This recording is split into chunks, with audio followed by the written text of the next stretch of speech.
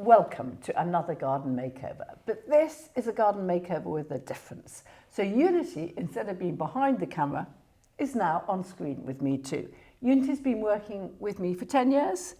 Probably more actually. Probably more actually. She's a qualified landscape architect too. She's my daughter and she's come in front of the camera to put her point of view across. So we hope you enjoy this joint effort. We might have a few wrinkles, but hopefully it'll all go well. Okay. So we're sitting here inside the house, which normally we wouldn't do. It's just so that you can see the open plan living and how important the whole space is from inside. Because despite the fact we split it into rooms, it's nice to be able to see all of it when you're inside.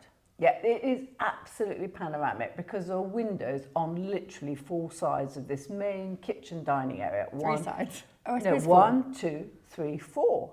And it was one space before we started. It just wrapped around the garden. And so we've divided it up into different spaces with different uses, as we always do, and we've reflected the use of the space according to the elevation of the house. So it ties in with that. Anyway, we'll explain more when we show you outside. So when we started this space, it was all one space. It wasn't split into areas, and there was a tiny bit of paving. Well, proportion for the house, it's fairly good, and then the rest of it was grass. But it all sloped from the paving down towards the fence and the ditch beyond. So when we created this space, we brought up the levels, we increased the area of the terrace, and we put pockets of planting in front of the house to soften the space. And then we put in the trees in the baseless pots to unify both this space that's like the living room space and the kitchen living dining area space. And then we've got this area which has got the herringbone paving as opposed to the normal paving. And this, although it's paving and it keeps it all one space, it helps break the space into 3 separate areas. So the feature of this area is this fountain. And the fountain's really made by the fact it's got a really nice big chunky coping. And the walling around the fountain is to match that of the house and the back wall of the garden. Other things that unify the space are things like these big U balls, because I'm still not moving the camera. But the big U balls help unify the space and they break up the edges. Then we've got the big U buttresses that hopefully will grow a bit higher. And so although it's one big bed along the back, it's separated into various chunks. So you've got this space, you've got this space, and then you've got the far space where the table goes.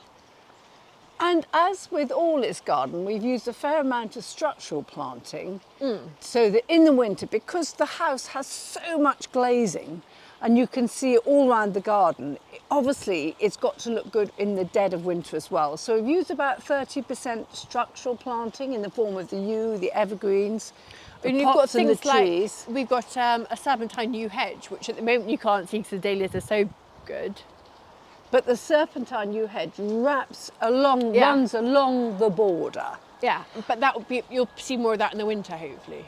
What I think was good, with this, Unity and I were just trying to decide what size of these pots that we should use, because Italian Terrace do several sizes of this cantina pot, which they developed with us for our garden at Chelsea Flower Show.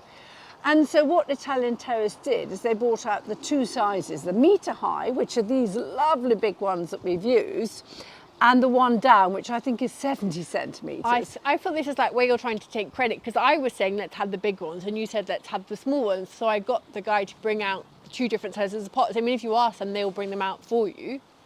Yeah, we tried them out. Yeah, absolutely. And I agreed that you were right on this and that the metre ones look much better. Yeah. And I think overscaling, big pots, wide steps, deep coping, I think it really helps in small areas. It helps punch out the personality.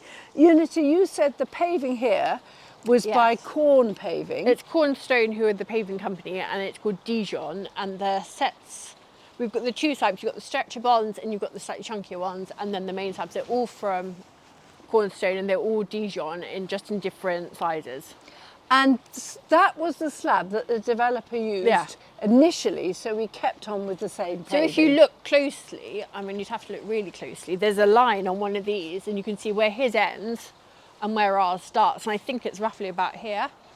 I can't distinguish and it, I can't to be tell honest. actually, to be honest, but Owen, the contractor, cut out paving obviously to fit in the borders and the U-balls and the intricate details. And I didn't, when you were in the kitchen and the living rooms of this house when we started, all you could see is this rusty woven fence which the developer puts in. Yeah. And to be honest, it wasn't my favourite. And I was hoping that we could just put trellis in front. In places you'll see we've painted it black and I think it looks loads better. But I have to say the dahlias and the yew hedge have broken it up. And I love the way the trees are now coming up behind it. So it is actually quite a nice boundary now, I think. And the lighting, you want to just run quickly So the lighting, I've gone for the M4 path lights, I think these ones are. By Luxor? They're Luxor, and they've got lights, the light comes through here and here, and that's solid around the back, and it washes across and it helps differentiate between the zones. We've got the M4 spike spots here in the trees. So these are, again, by Luxor, they're very discreet. They're lovely copper finish. And so they're nicely because they're the copper ones. And they're nice and discreet and they're up like the trees. But it's just really nice when you're inside in the evening and the whole place looks light, warm and inviting. And we often use origerons in the top, or we've got origerons in the top of the pot, say flower. We've now just had our first frost. It's the end of October, and these will probably flower 10 months for a year, something like that. I'm hoping so, yeah. Yeah. And they're really nice to look at the moment because the client's taking all the furniture in for the winter, and so it's nice you can see this and it's soft. Right, so let's go on and see the next bit. Let's see the lawn, Unity. This was the very apex of this triangular plot.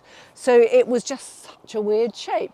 So what we did is we put this arbor in the corner, and it's a variation of an arbor style that we've used quite a bit. And we've put hornbeam arches over the archways, hornbeam trees over the archways. Very small ones, they haven't really formed yet. I think it settles quite nicely into that odd-shaped corner. And then this lawn, what we've done is we've made it more square by putting the yew hedge at the end to bring the odd shape into a rectangle, or more of a rectangle. And then we've put these Malus golden hornet, 4 of them in the corners.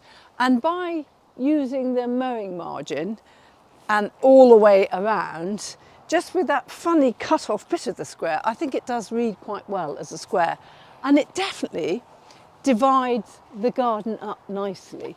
So you've got this space, you've got the terrace, which again is subdivided into 3, then you've got the arbour in the corner. And the reason we've got this open lawn is because the client has a son who's football mad, and there's nothing better for a football mad boy than a bit of grass. And then we'll go on and Unity will show you the veg garden. Can I just mention the obelisk behind you, Bun? Because normally we would get it all made up bespoke, but these ones I found at Harrod Horticultural, and they came flat packed. But for us, they're brilliant because they're acid etch. They work in with the arbor and with the colour of the greenhouse, and they're brilliant. They're really nice and tall and chunky. Yeah, I think they work really well. You came and put these in later, and I think it just shows, I often use obelisks in a border, and you've put a climbing rose up them, presumably. Yeah, so hopefully the climbing rose will come up, but this year is obviously the year of the dahlia, and they've gone crackers. As will next year. Yeah. And so it's nice because it gives the winter structure. So we'll have the yew balls, the serpentine yew hedge, the obelisks, and that is enough structure, I think, for winter. Right, let's go and show them the veg garden. Okay. So this is vegetable garden. Initially, when we started working, the client wasn't a keen gardener in the slightest, and he's now become a really keen vegetable gardener. So we've got the 6 raised beds. We've got the greenhouse from Griffin Greenhouses behind me. The bit where Bun's showing you now, we are thinking of putting in a brassica cage like Bunny's got, to protect the Brussels sprouts and stuff from the cabbage white. These things that I copied from Time, except at Time in their kitchen gardens, they've got a bigger net on theirs, and we've gone for really fine horticultural netting to keep off all the bugs and pests. So it's really fine, so it keeps off the aphids as well. Yeah. As well as the cabbage white. Yes, but it's been brilliant because the vegetables in there have done really well this summer, and continue to do so. And here we've also, this is the area where we've actually painted the metal fence black. Yeah, and that looks really good. That looks much better, I think. And I like this fact that you can see over the hedges. You haven't made the hedges very tall, have you? Are we going to let them go higher? I think the thing is, because the main bit is the living area, is the table, looks over this space. And so if you took them up higher, you would remove some of the view across. Yeah. And it's nice to be able to see across when you're in the greenhouse and look back. And likewise, you can see across from the terrace into this space. I mean, I do slightly worry about putting the brassica cage in, only because it could be like a dark shape. I think... But then because you can look through it, maybe not so bad. We should make the point that this garden was only finished this spring, planting this spring, so it's only one season's growth, really. And it's bedded in nicely. And the hedges, we might just grow up at the back and curve them down or shape them in some way. But I think they've divided the space up very nicely, and it does show you we've got 6 raised beds, 1.5 wide by about, I think they're 1.2 by 2 meters long. Okay, by 2 meters long, which is you can get quite a lot of veg out of this, and the little space beside. And when the cages aren't on the top, it really does look very attractive. But I think as the wood is weathering, they're looking more and more attractive. Yeah, it's a functional space, and it looks, and as long as it's full of green, it's okay. Right, let's go and have a look at the front. Okay. So this is the main entrance to the front door, and it's an important entrance, but actually everybody uses the back door. The only one who uses this is the delivery man. But I think it's important to say, well, first of all, you can see we've just had our first frost. But this salvia is, I think it's Love and Wishes, it's looking really good. And the cannas, the iridiflora, you can see dramatic growth in a year. It's really phenomenal. And the whole point of this planting it was just a view to the road. Okay, it's not a very busy road, but the client's study is just behind there, looking out onto this. And so this was really a sort of buffer zone for him to look at, to help keep the view of the road from him. And so we put an instant holly hedge at the back. We've put some cherries because he loves cherries just either side of the door. Then we've also got some more of the herringbone paving. And really, it's just a little passageway from the front round the house. And it's a very important space because you look at it from the house as well. And it is the entrance for a few. So again, this space has been divided at the end with a lovely yew hedge, and the focal point is a florist lilac. Now I call it a florist lilac, but actually it's a mature lilac, but it reminds me of the lilacs that they used to grow in glass houses in Holland mainly, I think, and they would cut them so you had lilacs at Christmas. And then you see these really gnarled specimens where they've cut them back every year to get the flowers, and so you get very gnarly shapes. But this is a nice big specimen, and it's doing very nicely. And it's there, Bun, because it's at when you drive in through the gates, it's at the focal point at the end of the path, and you see it as you drive in.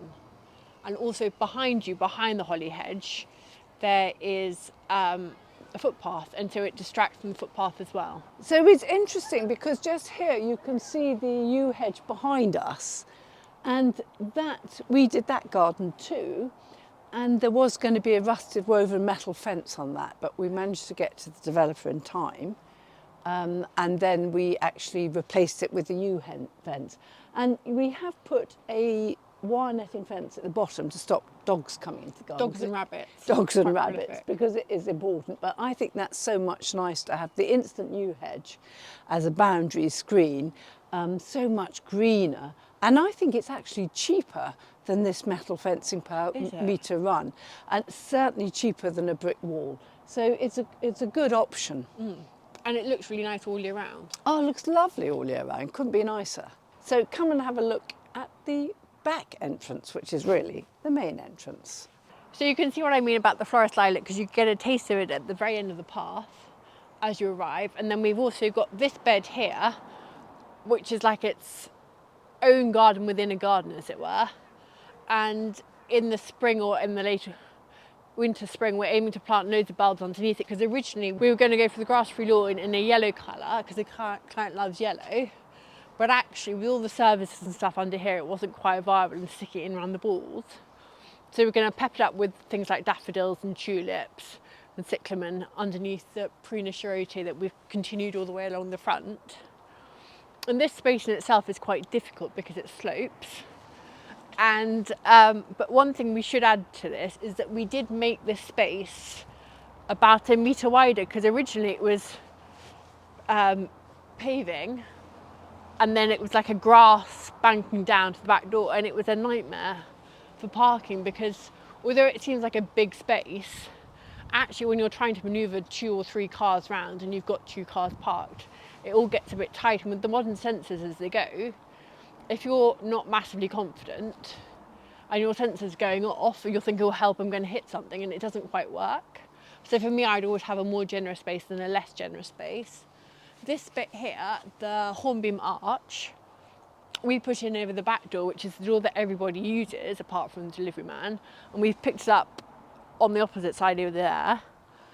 And the client, or we are looking for with the client, something to put in under the arch so that when you come out of the back door there's a nice focal feature and it will distract from the fence. Underneath the arch on that side we've got loads of hollyhocks which have just gone over now, but we're going to stick in more bulbs to pull the whole space together. And then we've picked up the continuation of the big yew balls and the bay balls, and then these are lilacs that were given to the client by his mother that we've continued along within this space to pull it all together. These are the Pittosporum tubera, and Bun and I had a bit of a disagreement about them. I love them, but Bun thinks they're a bit too low in the pot and they've sunk, and that we just have to get them lifted up to make them look a bit higher. But Bun, I think, would have gone for a bigger, more wow factor tree. Yes, on next door, in the garden next door, and there's some images you can see, I've gone for much bigger. I went for big hollies in big pots. Yeah. And I think it really helps the scale. To me, that Pittosporum looks a bit diddy with the house. I would have gone for something twice the height.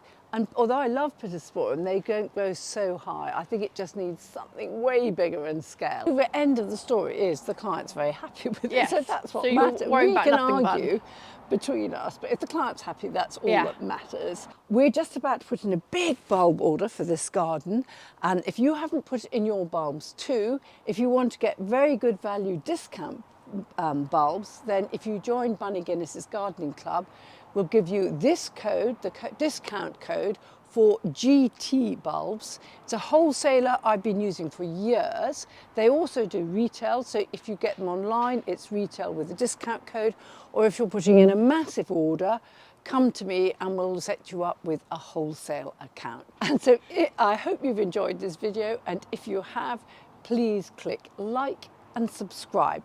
And we're still looking for questions for the live Q&A session that we're doing on Zoom for the members. So send in your questions to the email.